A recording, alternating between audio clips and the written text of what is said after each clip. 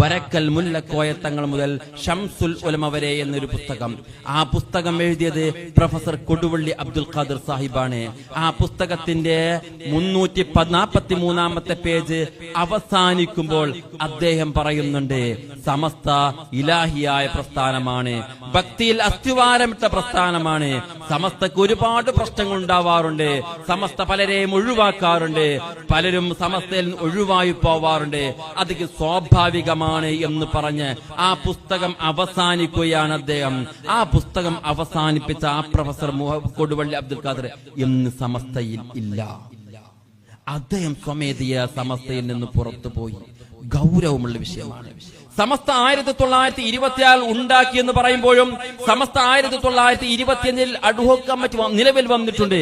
അന്ന് അതിനു വേണ്ടി ഓടി നടന്ന് പ്രസംഗിച്ച് പണ്ഡിതന്മാരെ ഒരുമിച്ച് കൂടിയ വലിയൊരു പ്രവർത്തകനുണ്ടായിരുന്നു, പ്രഭാഷകനുണ്ടായിരുന്നു. അദ്ദേഹത്തിന്റെ ഭാര്യ പിൽക്ക മരണപ്പെട്ടു. 2ാം വിവാഹം കഴിച്ചു. ആ 2ാം വിവാഹം കഴിച്ച ആ കുടുംബം മുജാഹിദ് കുടുംബമായിരുന്നു. ആ മനുഷ്യൻ അഥവാ സമസ്തയുടെ അഡ്ഹോക് കമ്മിറ്റി ഉണ്ടാക്കി അതിൽ സജീവമായി പ്രവർത്തിച്ച ആ മനുഷ്യൻ മുജാഹിദുകാരനായി മാറി ചരിത്രമാണ്. നമ്മൾ ഗൗരവത്തിൽ പറയേണ്ടതുണ്ട്. ഇന്നലകളിൽ സമസ്തയെ നാം പഠിക്കുന്നത് ചില പ്രഭാഷകരിൽ നിന്നാണ്.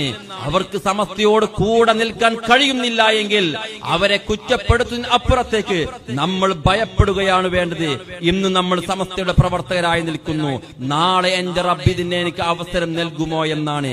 അതുകൊണ്ട് ബഹുമാനികളെ, ഇത് ഇലാഹിയായ ഒരു പ്രസ്ഥാനമാണ്. തഖ്വയിൽ അസ്ഥിവാരമിട്ടൊരു പണ്ഡിത പ്രസ്ഥാനമാണ്.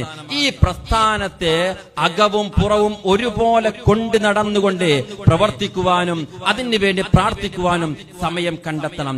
ഞാനൊരു കാര്യം സൂചിപ്പിക്കുന്നു. ഷജറകൾ എന്നോ അതല്ലെങ്കിൽ പാണക്കാട് വിരോധികളെന്നോ രാഷ്ട്രീയ വിരോധികളെന്നോ എന്ത് ചാപ്പ കുത്തിയാലും സുന്നത്ത് ജമാഅത്ത് നമ്മുടെ ഇടനെഞ്ചിൽ ഉറച്ചു നിൽക്കൽ അനിവാര്യമാകുന്നു. നേരത്തെ ഉസ്താദ് സൂചിപ്പിച്ചതുപോലെ, മഹാന്മാരുടെ ചരിത്രങ്ങളിൽ ഉള്ളതുപോലെ ലാ ഇലാഹ ഇല്ലല്ലാഹ്ക്ക് വേണ്ടി നമ്മൾ കഠിന പരിശ്രമം നടത്തൽ അനിവാര്യമാണ്. സമസ്ത അതാണ് നമുക്ക് കാര്യമായി നൽകിയത്. അത് അടുത്ത തലമുറക്ക് പറഞ്ഞു കൊടുക്കണം. നമ്മൾ ലാ ഇലാഹ ഇല്ലല്ലാഹ് കേട്ടു വന്നവരാണ്. അത് പറഞ്ഞു പോവാൻ കഴിയണം. അല്ലാഹുവേ തൗഫീഖ് നൽകണേ അല്ലാഹ്. ബഹുമാനപ്പെട്ട ഉസ്താദുമാർ മൺമറഞ്ഞതുപോലെ ലാ ഇലാഹ ഇല്ലല്ലാഹ് ചൊല്ലി കാമിലായി ഈമാനോട് കൂടെ സമസ്തയുടെ എളിയ ഖാദിമായി കൊണ്ട് മൺമറയാൻ സാധുക്കളായ ഞങ്ങൾക്ക് നീ തൗഫീഖ് നൽകണേ അല്ലാഹ്. ബഹുമാനപ്പെട്ട സമസ്തയുടെ ആശയങ്ങൾ ഉള്ളും പുറവും ഒരുപോലെ വിശ്വസിച്ച് അതിനു വേണ്ടി പ്രവർത്തിക്കാൻ തൗഫീഖ് നൽകണേ അല്ലാഹ്. ആമീൻ ബിറഹ്മതിക യാ അർഹമർ റഹീമീൻ. അസ്സലാമു അലൈക്കും.